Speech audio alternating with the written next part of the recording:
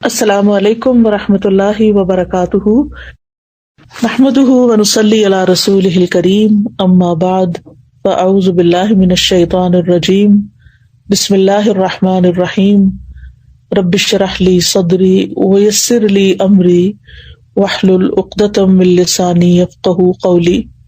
الحمدللہ، میرے لیے بہت خوشی کی بات ہے کہ مختلف جگہوں سے آج آپ لوگ یہاں پر جمع ہیں اور اللہ کی خاطر جمع ہیں، اور اللہ کی خاطر اکٹھے ہونے کا اجر و ثواب بھی کچھ اور ہے۔ اللہ کی خاطر آپس کی محبت جو ہے وہ ایمان کا مضبوط ترین کڑا ہے، ایمان کی مضبوطی ہوتی ہے اس سے۔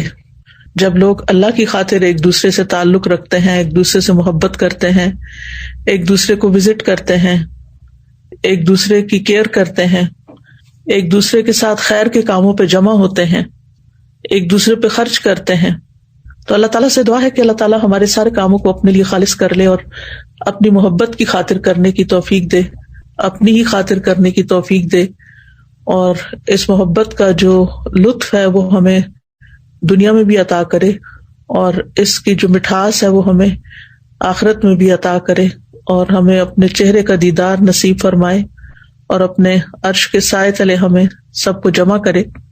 دنیا کے یہ فاصلے کوئی حیثیت نہیں رکھتے، کیونکہ انسان جب اللہ کی خاطر کسی سے محبت کرتا ہے تو چاہے وہ دنیا کے کسی بھی حصے میں ہو، کہیں پر بھی ہو، اور نہ صرف یہ کہ مکان کے اعتبار سے، زمان کے اعتبار سے، یعنی زمانے کے اعتبار سے بھی اگر صدیوں کا بھی فاصلہ ہو تو وہ بھی کوئی معنی نہیں رکھتا، جیسی ہماری صحابہ کرام سے اور تابعین سے اور تبع تابعین سے اور علماء امت سے محبت ہے، اور وہ بھی صرف اور صرف دین ہی کی وجہ سے ہے، اللہ ہی کی خاطر ہے۔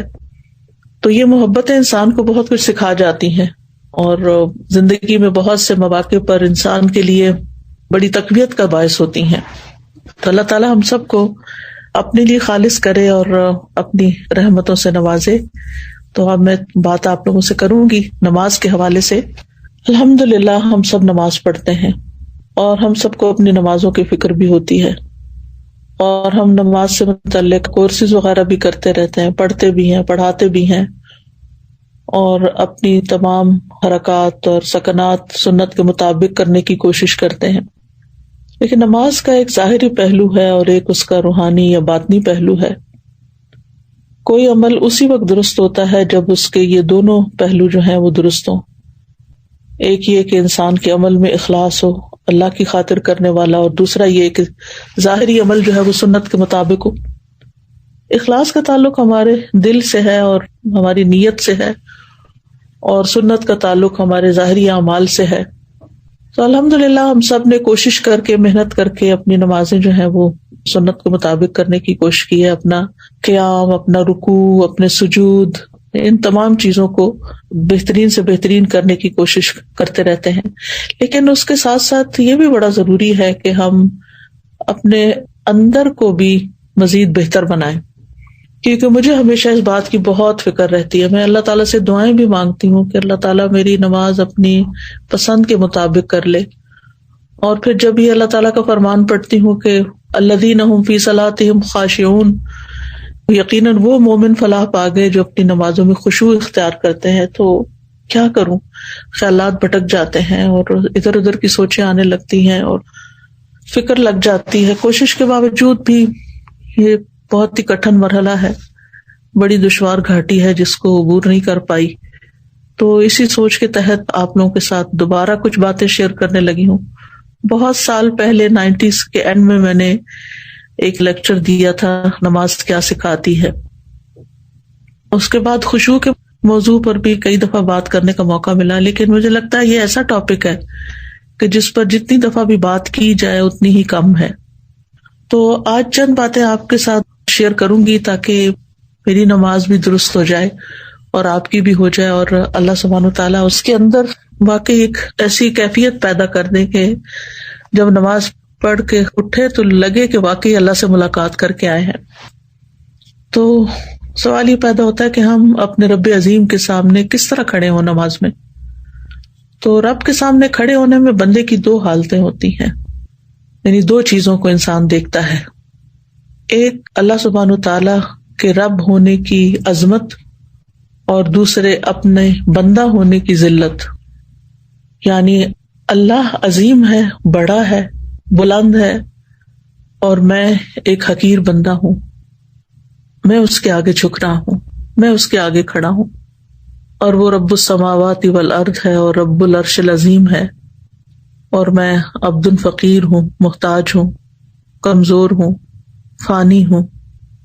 تو جب انسان اللہ کی عظمت اور بڑائی کو ذہن میں رکھتا ہے اور اپنی کمزوری کو ذہن میں رکھتا ہے تو آغاز بہت اچھا ہوتا ہے. جب کبھی میں کائنات کے بارے میں پڑھتی ہوں، اس کی وسعت کے بارے میں، اس کی ہیبت کے بارے میں، کہ کس قدر ستارے اور سیارے اور کیا کیا چیزیں اللہ نے تخلیق کی ہیں اور کیا کچھ بنایا ہے. ایکچولی میں اپنے انسٹاگرام پر فالو کرتی ہوں ناسا کی سائٹ کہہ لیں جو بھی، اور اسی طرح نیشنل جیوگرافک، لیکن نیشنل جیوگرافک اتنا فائدہ مند نہیں ہے. ناسا جو تصویریں ریلیز کرتا ہے مختلف پلانٹس کی اور مختلف اللہ سبحانہ تعالیٰ کی جو تخلیق ہے آسمانوں میں، اور نیشنل جیوگرافک بیسیکلی زمین میں جو کچھ مختلف مقامات ہیں ان کے بارے میں مختلف تصاویر وغیرہ شیئر کرتا ہے. اور میں ایسی نیوز کو فالو بھی کرتی ہوں جو نئی نئی تحقیقات اور نئی ریسرچز اور نئی ڈسکوریز سامنے آتی ہیں. چونکہ یہ میڈیا جو ہے یہ مختصر ہوتا ہے، تھوڑی سی دیر میں انسان کچھ نہ کچھ جان لیتا ہے. تو آپ یقین کریں کہ جس دن میں نے کوئی ایسی چیز پڑھی ہوتی ہے اس دن میرے دل کی کیفیت ہی کچھ اور ہوتی ہے.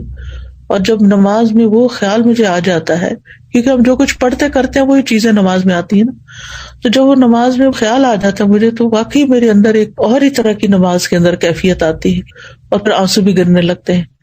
لیکن اگر اللہ تعالیٰ کی عظمت کا خیال نہ ہو تو پھر نماز بے روح سی ہوتی ہے. پھر ساتھ ہی سمندروں کے اندر کی مخلوقات اور عجیب و غریب مخلوقات اور پرندوں کے رنگ اور پھولوں کے، اور زمین کو بھی پوری طرح انسانوں نے ڈسکور نہیں کیا.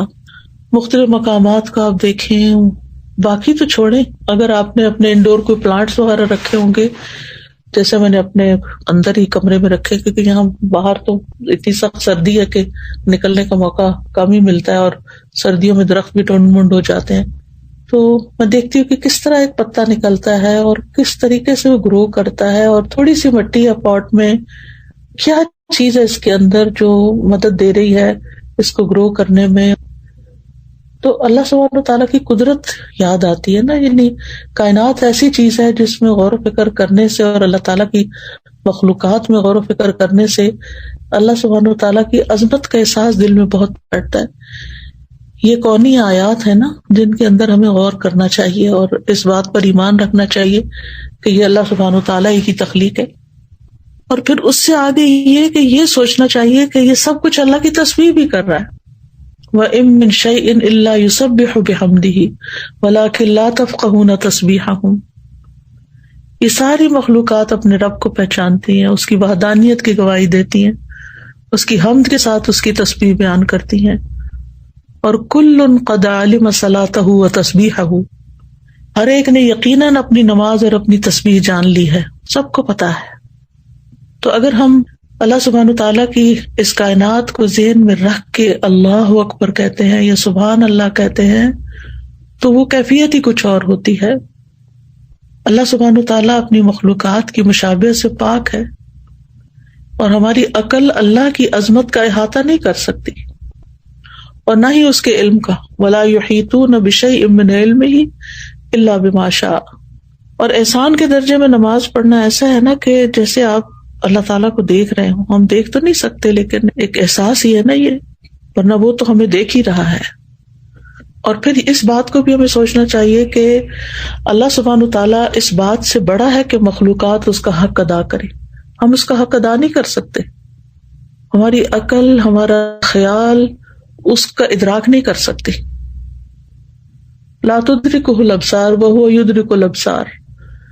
آنکھیں، نگاہیں اس کو نہیں پا سکتی، ہمارے دل کی نگاہیں بھی نہیں پا سکتی، اور وہ ہمیں دیکھ سکتا ہے ہر حال میں کہ ہم کیسے کھڑے ہیں. تو بہرحال ہم ہیں تو اس بات سے قاصر کہ ہم اللہ کی بڑائی کا صحیح معنوں میں حق ادا کریں اور احساس کریں. لیکن یہ ہے کہ بہرحال کوشش ہی ہے، اور اللہ سبحانہ تعالیٰ ہر شرک سے پاک ہے، ہر شریک سے پاک ہے، اور سب سے بڑا ہے. تو جب نماز شروع کریں اور اللہ اکبر کہیں تو بس ساری مخلوق نیچے اور اللہ سب سے بڑا، سب چھوٹے اور اللہ ہی بڑا. پھر اس کے بعد سبحانک اللہم و بحمدک و تبارک اسمک و تعالی جدک و لا الہ غیرک. پاک ہے تو اے اللہ اپنی حمد کے ساتھ، تیرا نام بڑی برکت والا ہے، تیری شان بہت بلند ہے، تیرے سوا کوئی معبود نہیں ہے. پھر جب سورۃ الفاتحہ پڑھیں تو پھر اللہ سبحانہ تعالیٰ کی صفات پر غور کریں. بسم اللہ الرحمن الرحیم سے لے کر وللضالین آمین تک. جب ہم کہیں کہ الحمد للہ رب العالمین تو پھر عالمین کا ذہن میں خیال جائے کہ ان سارے جہانوں اور ساری مخلوقات کو پیدا کرنے والا اللہ ہے، پالنے والا اللہ ہے، ان کی تدبیر کرنے والا اللہ ہے. پھر الرحمن الرحیم پڑھیں تو اللہ تعالیٰ کے فضل اور رحمت کو سوچیں. مالک یوم الدین کہیں تو قیامت کے دن کو یاد کریں اور پھر وہاں جو اللہ سبحانہ تعالیٰ کا جلال ہوگا اور عظمت ہوگی اس کو محسوس کریں. پھر صراط الذین انعمت علیہم غیر المغضوب علیہم ولا الضالین، یہ جب پڑھیں تو انعام یافتہ لوگوں اور جو مغضوب علیہم ہیں، فاسق ہیں، گمراہ ہیں، ان لوگوں کے درجات کو دیکھیں کہ منافقین فی الدرک الاسفل من النار ہوں گے اور انعمت علیہم جو ہیں وہ قیامت کے دن جنتوں میں الفردوس الاعلی میں ہوں گے. ایک کہاں اور دوسرا کہاں، اتنا درجوں میں فرق ہو جائے گا اگر ہم انعام یافتہ لوگوں کے راستے پہ چلیں گے اور نفاق سے بچیں گے، کفر سے بچیں گے، شرک سے بچیں گے. تو یہ مرتبے جاننا بھی بڑا ضروری ہے کہ کس طرح کچھ لوگ جہنم کے نچلے گڑھوں میں ہوں گے اور کچھ اتنے عظیم جگہوں پر ہوں گے. پھر اس کے بعد اللہ اکبر کہہ کے جب ہم رکوع میں جاتے ہیں تو پھر اللہ سبحانہ تعالیٰ کی عظمت کا احساس دل میں لائیں. سبحان ربی العظیم، سبحان ربی العظیم، سبحان ربی العظیم. یہ زمین اور آسمان میں جو کچھ ہے، ان کے سب خزانے اور آسمان اور زمین کے لشکر اور مخلوقات سب اللہ العظیم ہی کی ہیں. پھر اس کے بعد سمع اللہ لمن حمدہ، اللہ تعالیٰ کی تعریف. اور پھر دوبارہ جب سجدے میں جائیں تو اللہ تعالیٰ کی صفت علو جو ہے کہ اللہ تعالیٰ بلند ہے، بہت بلند. سبحان ربی الاعلیٰ کہتے ہوئے اس کی بلندی کو ذہن میں لائیں اور اپنی پستی کو، کہ ہم نے اپنا سر اور اپنا ناک جو ہے زمین پہ رکھ دیا ہے اور اصل بڑائی تو اللہ ہی کے لیے ہے، اصل بلندی تو اللہ ہی کے لیے ہے. ہم تو کمزور انسان ہیں. جب اس احساس کے ساتھ انسان نماز پڑھتا ہے تو پھر انسان کے اندر سے تکبر بھی نکلتا ہے، اور یہ نکلنا بڑا ضروری ہے. جب تک انسان اپنے آپ کو بڑی چیز سمجھتا رہتا ہے تو پھر انسان کے ریلیشن شپ نہ تو اللہ تعالیٰ کے ساتھ درست ہوتا ہے اور نہ بندوں کے ساتھ درست ہوتا ہے. تو بہت ضروری ہے کہ ہم اللہ کی بڑائی دل میں پیدا کریں. جس دل میں اللہ کی بڑائی پیدا ہو جاتی ہے پھر وہ دنیا کی حقیر چیزوں سے متاثر نہیں ہوتا. دنیا کی کامیابیوں سے بھی اس کے دل میں کوئی بہت بڑی حسرتیں پیدا نہیں ہوتی کہ فلاں تو اتنا آگے چلا گیا دنیا میں اور میں پیچھے رہ گیا، کیونکہ اس کو پتا ہوتا ہے کہ میرے رب نے جو کچھ بنایا ہے آخرت میں ہمارے لیے، ہم سب کے لیے، وہ کہیں بڑا ہے اس دنیا کے حطام سے. پھر یہ کہ سجدے میں اللہ کے قرب کو محسوس کریں. رسول اللہ صلی اللہ علیہ وسلم نے فرمایا سجدہ کرتے ہوئے بندہ اپنے رب کے سب سے زیادہ قریب ہوتا ہے. یعنی اتنا نیچے ہوتے ہوئے اور اتنے چھوٹے ہوتے ہوئے پھر اتنا اللہ تعالیٰ قرب عطا کرتا ہے. سبحان اللہ، یعنی کتنی محبت اللہ کی دل میں پیدا ہو جاتی ہے.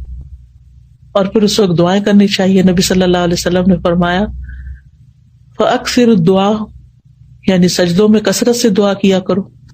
پھر اسی طرح دوسری رکعت اور پھر تشہد میں اپنے گھٹنے زمین پہ رکھ کے انسان جب بیٹھتا ہے عاجزی کے ساتھ تو بہت بڑے بادشاہ کے سامنے ہم بیٹھے ہوتے ہیں. آپ دیکھیں کہ پہلے زمانے میں استاد کے سامنے بیٹھنے کا بھی یہ طریقہ ہوتا تھا، جیسے جبریل علیہ السلام نبی صلی اللہ علیہ وسلم کے سامنے گھٹنے رکھ کے بیٹھے زمین پر. یہ ادب کا بیٹھنا ہوتا ہے. دنیاوی بادشاہوں کی یہ عادت رہی ہے کہ جب انہیں مختلف تحائف دیے جاتے ہیں یا ان کی تعریف کی جاتی ہے تو ان کے سامنے اسی طرح بیٹھا جاتا ہے اور بہت عاجزی کے ساتھ. تو اللہ رب العالمین جو ہے وہ تو سب سے زیادہ اس بات کا حقدار ہے کہ ہم اس کے لیے تحائف پیش کریں اور اس سے دعائیں کریں اور اس کی تعریف کریں. تو التحیات میں آپ دیکھیں کہ التحیات للہ والصلوات والطیبات اسی لیے تو پڑھتے ہیں. اور پھر اس کے بعد درود شریف پڑھتے ہیں, نبی صلی اللہ علیہ وسلم کے لیے دعا کرتے ہیں, پھر عباد اللہ الصالحین پہ سلام بھیجتے ہیں, اور پھر اپنی آخر میں دعائیں مانگتے ہیں. وہ دعاؤں کی قبولیت کا وقت ہوتا ہے جب ہم سارے ریچول ادا کر چکے ہوتے ہیں سلام پھیرنے سے پہلے. اور پھر جب انسان سلام پھیرتا ہے تو دوبارہ دنیا میں آ رہا ہوتا ہے ایک طرح سے اللہ سے ملاقات کر کے, اور پھر اس کے اندر ایک حسرت بھی آتی ہے کہ کاش یہ نماز لمبی ہو جاتی, کاش یہ ملاقات لمبی ہو جاتی. کیونکہ انسان اگر اللہ تعالیٰ سے محبت کرتا ہے تو پھر اس کو جلدی نماز پڑھنے کی فکر نہیں ہوتی. یہ جو ہم جلد بازی کرتے ہیں نا, جیسے قید میں کسی نے باندھ دیا ہو اور پھر اٹھ جاتے ہیں ایک دم سلام پھیر کے. بعض لوگ تو جیسے بچے کر رہے ہوتے ہیں کہ ابھی لیفٹ سائڈ پہ وہ موڑ رہے ہوتے ہیں تو اپنے گھٹنے اٹھا لیتے ہیں اور کھڑے ہونے بھی شروع کر دیتے ہیں. تو اس وقت انسان کو پھر اللہ اکبر کہہ کے, استغفر اللہ کہہ کے, کیونکہ پتہ نہیں کیسی نماز پڑھی کیسی نہیں پڑھی. تو جس کا دل زندہ ہوتا ہے, جس کے دل میں اللہ کا ذکر ہوتا ہے, جس کے دل میں اللہ کی محبت ہوتی ہے, جو دل اللہ سے مانوس ہوتا ہے, جو اللہ تعالیٰ سے سرگوشیاں کرتا ہے, اس کی نماز کا لطف ہی کچھ اور ہوتا ہے. اور نبی صلی اللہ علیہ وسلم اسی لیے فرمایا کرتے تھے جب دنیا کے کاموں سے تھک جاتے تھے کہ اقیم الصلاۃ یا بلال ارحنا بہا, بلال اقامت کو اذان دو تاکہ ہم راحت پائیں. تو نماز دراصل ہمیں راحت پہنچانے کا ذریعہ, اور آپ اس کو محسوس کر سکتے ہیں. اگر آپ واقعی اس کا حق ادا کرتے ہوئے نماز پڑھیں تو آپ کو یوں محسوس ہوگا کہ جیسے آپ کی تھکاوٹ اتر گئی. فزیکلی بھی انسان اوپر نیچے ہوتا ہے, رکوع اور سجدہ جم کے کرتا ہے, اور پھر صحیح معنوں میں دعا بھی کرتا ہے. تو آپ اس کا ایکسپیرئنس کریں گے اور کیا بھی ہوگا کہ کس طرح آپ ریلیکس ہو کے اٹھتے ہیں, اور آپ کی ایک نرشمنٹ ہو چکی ہوتی ہے, اور روحانی طور پر بھی آپ اسٹرانگ ہوتے ہیں, فزیکلی بھی آپ ایکٹیو ہو جاتے ہیں, اور ایک عجب خوشی لے کے آپ اٹھتے ہیں جیسے آپ نے سارے بوجھ اتار دیے. اور یہ بھی ایک حقیقت ہے کہ جب انسان رکوع اور سجدہ کرتا ہے تو اس کے گناہ اس کے کمر پہ لا کے رکھ دیے جاتے ہیں, اور پھر وہ اٹھتا ہے تو وہ گر چکے ہوتے ہیں. تو نماز کے بعد وہ گناہوں سے پاک ہو چکا ہوتا ہے. تو اللہ سبحانہ وتعالیٰ سے دعا ہے کہ ہمیں اللہ تعالیٰ نمازوں کا حق ادا کرنے کی توفیق دے, اور جو باتیں ہم نے کی ہیں ہمارے عمل میں لے آئے. اللہ سبحانہ وتعالیٰ ہمیں اپنے مخلص بندوں میں شامل کرے, ان لوگوں میں جن سے اللہ تعالیٰ محبت کرتا ہے, اور ہماری نمازوں کو واقعی اللہ تعالیٰ ایسی نمازیں بنا دے کہ جو ہمارے حق میں حجت ہوں, ہمارے خلاف حجت نہ ہو. اور جب ہم اللہ تعالیٰ سے ملاقات کریں تو جس طرح اس ملاقات میں ہمیں ایک طرح سے خوشی نصیب ہوتی ہے, اللہ تعالیٰ وہاں بھی ہمیں اپنی ملاقات کے وقت خوش کر دے اور ہمیں بخش دے, یعنی ہمارا محاسبہ نہ کرے. اگر ہم اس دنیا میں اپنی نمازوں میں اپنا محاسبہ کرتے رہتے ہیں تو انشاءاللہ اللہ سبحانہ وتعالیٰ آخرت کے حساب کو آسان کر دے گا. تو یہ چند باتیں تھی میری طرف سے آپ کے لیے ایک تحفہ